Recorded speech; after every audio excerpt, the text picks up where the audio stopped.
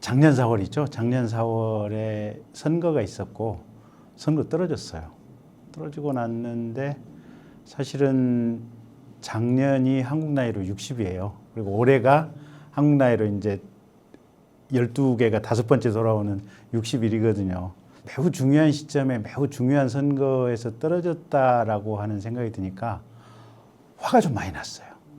화가 좀 많이 나가지고 선거 치르고 한 보름, 한 20일쯤 후에 그냥 후다닥 보따리 싸가지고 혼자 세계 배낭여행을 갔어요. 배낭여행 갔는데 해외여행 가면 습관적으로 번역기 키잖아요.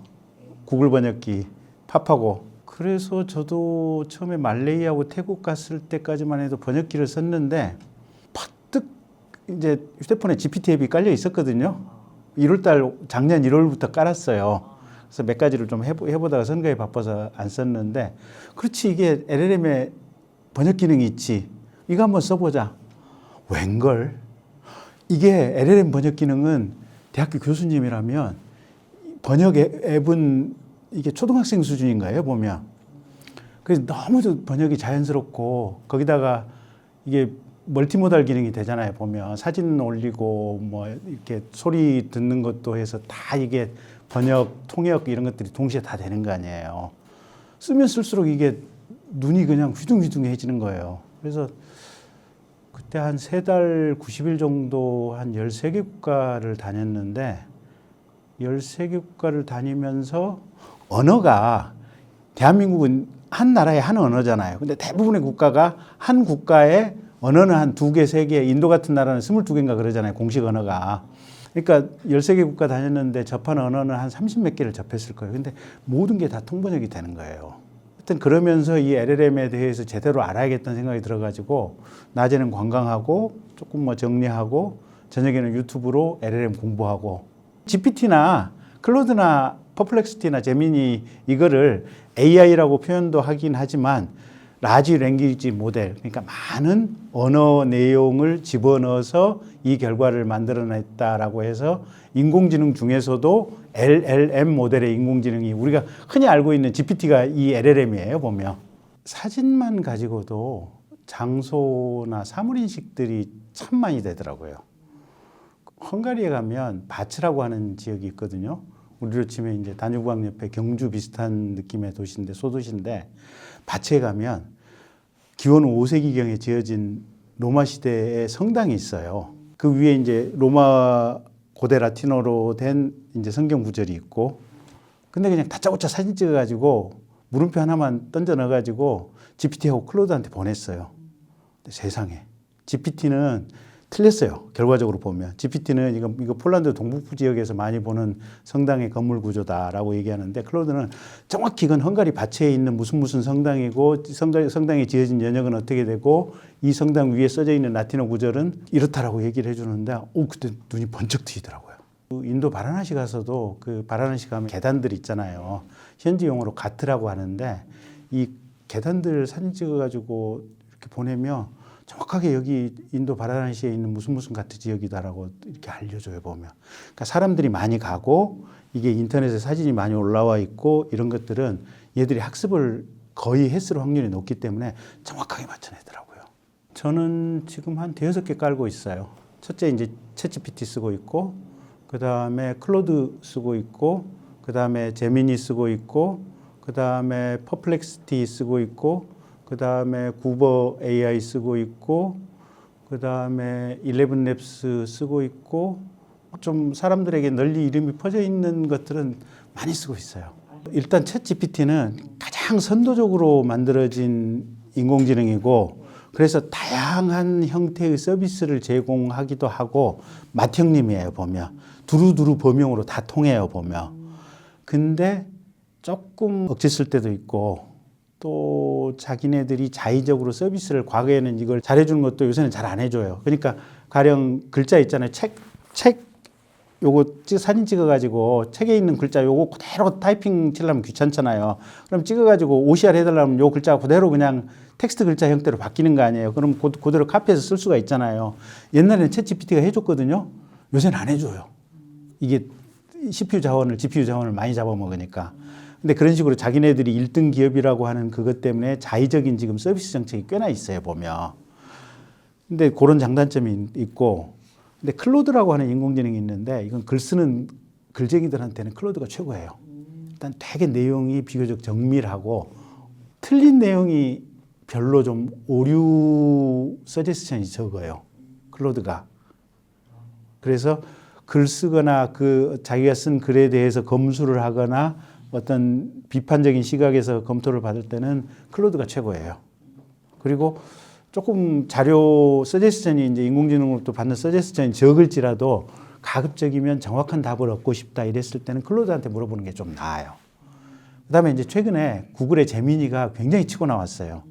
구글이 GPT 초기만 해도 기존의 검색 시장을 가지고 거기서 얻는 수익이 어마어마했기 때문에 제미니를 그렇게 열심히 개발을 안 했어요. 구글이. 인공지능 시대가 제발 니들 좀 천천히 와라. 우리 돈 최대한 빨아먹게 이게 구글의 정책이었던 것 같아요. 근데 GPT가 워낙 치고 나가니까 구글이 급했어요. 그래서 구글이 인공지능한테 갑자기 어마어마한 투자를 하면서 제미니가 되게 좋아졌어요. 그래서 거의 GPT 버금가게 멀티모달 그러니까 다양한 음성으로 입력, 뭐 동영상 입력, 뭐 여러 가지 것들이 다 되면서 내용도 상당히 풍부해요. 거기다 구글은 구글 지도 같은 거 있잖아요. 보면 전 세계에서 구글 검색했던 요게 있으니까 저는 요새 GPT를 유료 모델을 가지고는 있는데 거의 제미니로 옮겨갔어요. 최근에 전반적인 서비스가 제미니가 더 나아요. 그 다음에 이제 퍼플렉시티라고 하는 게 모든 인공지능을 다 이렇게 합쳐가지고 플러스 구글 검색까지 합친 검색 기능이 합쳐진 인공지능이 제일 이 검색 기능 통합 인공지능으로서 제일 먼저 나온 게 퍼플렉시티거든요. 근데 그것도 괜찮아요. 핸드폰 저장 용량을 물어보신다면 이게 데이터 처리를 어디서 하냐면 우리한테 받아가지고 통신사를 거쳐서 주로 미국에 있는 데이터 센터 서버까지 가요. 그럼 서버에서 그 수없이 많은 수억 장의 GPU를 가지고 처리를 한 다음에 다시 랜선을 타고 기지국까지 와가지고 기지국에서 무선 통화를 통해서 내 핸드폰으로 나오는 거거든요. 그래서 실제로 제 핸드폰에 깔리는 용량은 그렇게 많지가 않아요. 그리고 대부분이 데이터 센터 미국에 있는 거기서 처리를 하기 때문에 제 핸드폰하고는 상관이 없어요. 근데 거꾸로 보면 이게 만약에 이 통신 속도가 느린다면 아무리 미국에 있는 데이터 센터에서 빠릿빠릿하게 처리를 해준다고 하더라도 이 핸드폰 이 기지국하고 통신 속도가 느리면 되게 소비자 입장에서는 느려 보이잖아요. 근데 한국이 대한민국이 미국과 더불어 전 세계에서 핸드폰 통신 속도가 제일 빠른 데예요. 그래서 우리가 사실은 이 GPT나 이런 LLM을 쓰기에는 가장 최적의 소비자를 위한 조건 환경이 돼 있는 게 대한민국이에요. 그러니까 이제 3G 통신만 되는 나라들이 아직도 있거든요. 그런 데는 이게 사진이나 뭐 이런 것을 보내면 음성이나 이런 걸 보내면 잘 안 돼요. 느려요. 거기는 오로지 텍스트로만 보내야 돼요. 근데 우리나라 같은 경우는 뭐 사진, 음성 그냥 쑥쑥쑥 날아다니잖아요. 뭐 자기 건강 상식들 있잖아요. 보면 뭐 나 당뇨가 있다 또는 뭐 관절이 안 좋다 나는 뭐 허리가 안 좋다 뭐 이렇게 몸이 좀 안 좋으신 분들 있잖아요. 그러면 나는 어떤 식이요법을 취했으면 좋겠냐. 가령 또 운동을 할 때 뭐 어떻게 운동 리듬을 생산해냈으면 운동 루틴을 생산했으면 좋겠냐. 이런 것들 그냥 자연스럽게 물어보면 돼요. 그리고 또 흔히 우리 집안에서 기계들 많잖아요. 보면 뭐 컴퓨터도 있고 뭐 가령 전등도 있고 세탁기도 있고 건조기도 있고 뭐 수없이 많은 소소한 기기들이 있잖아요. 근데 기기들이 고장 났을 때 고장 원인이 뭘까 되게 고민스러운 상황들이 있잖아요. 보면 또는 외국 나갔을 때 가령 외국 에어비앤비 숙소를 들어갔는데 헝가리에서였는데 거기 인덕션이 있어요. 근데 인덕션에 전부 헝가리어로 이게 글자가 써져 있는 거예요. 근데 구조가 약간 한국에서 봤던 거하고 느낌이 달라요. 겁나잖아요, 이게. 그냥 그러면 고민할 거 없어요. 그 인덕션 모델 부분하고 버튼 있는데 사진 찍어가지고 자, 이거 어떻게 쓰면 좋냐라고 물어보면 돼요. GPT나 어쨌든 뭐 클로드나 뭐 여기 뭐 제미니나 요새 제미니가 핫하니까 그냥 제미니 같은 데 보내서 나 이 기기 지금 써야 되는데 이거 어떻게 써야 돼? 가령 전기밥솥 같은 경우도 이제 주부들 같은 경우 전기밥솥에 특수 기능이 있잖아요. 압력밥을 하는 기능이라든지 뭐 고구마를 찌는 기능이라든지 뭐 약간 조절을 다시 해야 되는 것들이 있잖아요. 근데 그거 설명서 눈 빠지라고 읽어봐야 되는데 그거 읽어보기 어렵잖아요.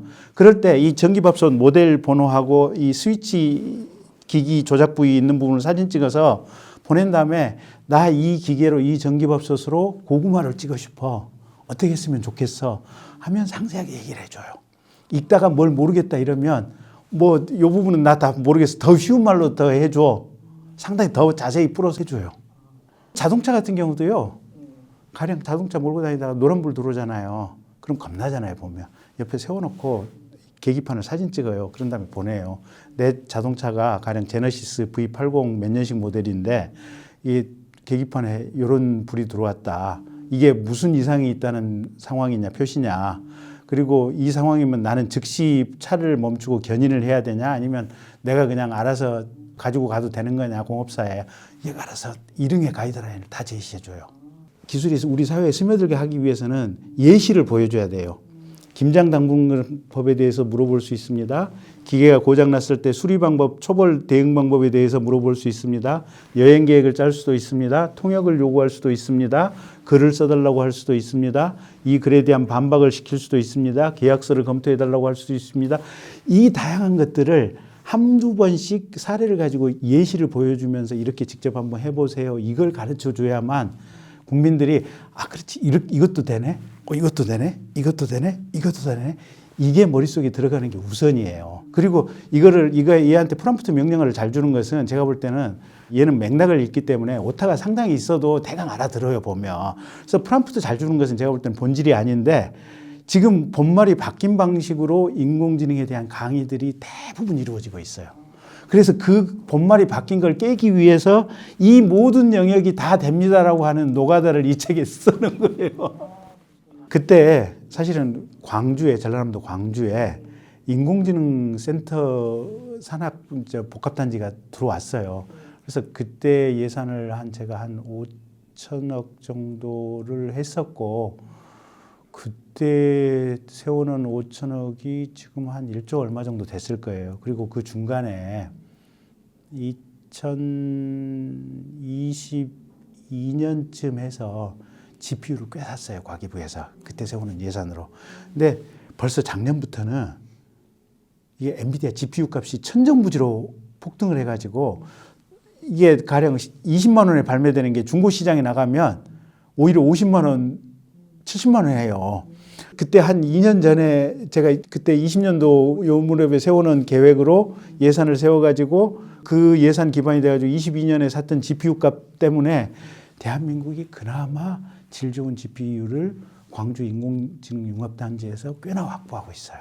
저희는 사실은 인공지능 산업을 지원하기 위한 어떤 지원의 법적 근거 요 조항을 몇 개 두어가지고 장기적으로 이 국가의 인공지능 산업을 활성화시키자.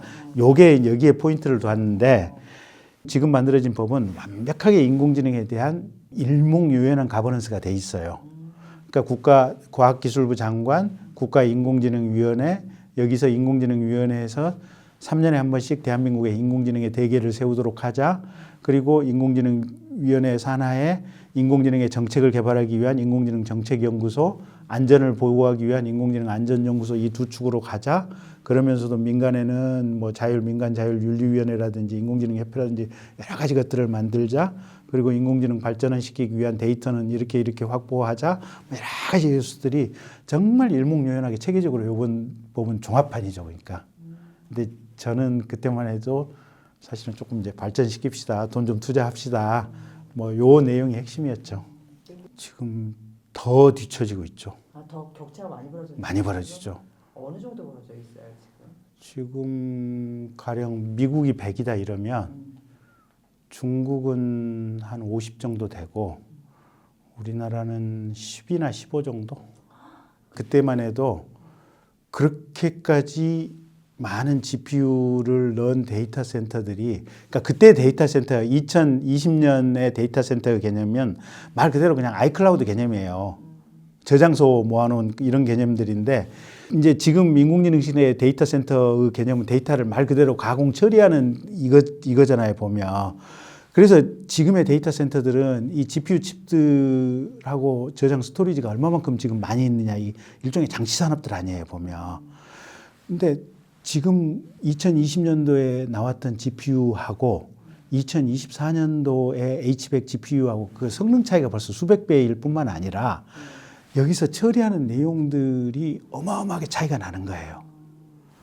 근데 우리는 그때 2020년도에서 짜놓은 예산으로 2022년도에 아마 A100인가 정도를 아마 몇천 원 갔을 거예요. 근데 그것만 해도 돈을 어마어마하게 전략 뭐 한 셈인데 어쨌든 우리가 가지고 있는 데이터 센터 유지를 위한 기본 장비의 어떤 이 능력이라고 하는 것이 지금 현재 마이크로소프트나 메타나 엑스나 또는 뭐 오픈 AI나 이런 데서 가지고 있는 뭐 아마존이 이런 데서 가지고 있는 데이터 센터 GPU에 여기에 비하면 세 발의 핀 거예요.